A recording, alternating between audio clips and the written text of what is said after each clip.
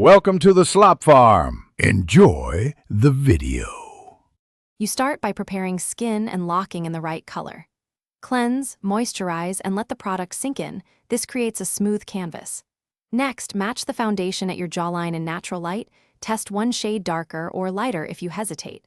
Once done, lay out your tools: a damp sponge, a dense brush, primer, and concealer.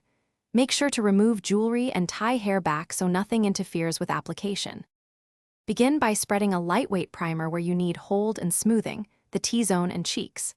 Then dot the foundation in 5 points: forehead, nose, chin, and both cheeks. This prevents overloading any one area. Using a damp sponge, bounce outward from the center of the face to blend. This gives natural skin-like finish. If you need more coverage, add thin layers rather than a single heavy coat, and make sure to blend down the neck so there's no. To finish, press a translucent powder under the eyes and on the T-zone to lock concealers and control shine. Use a light hand.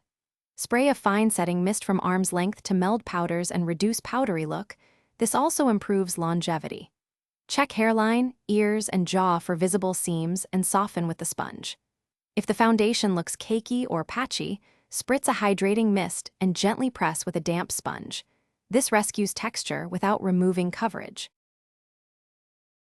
Thanks for watching. Consider subscribing if we helped you today.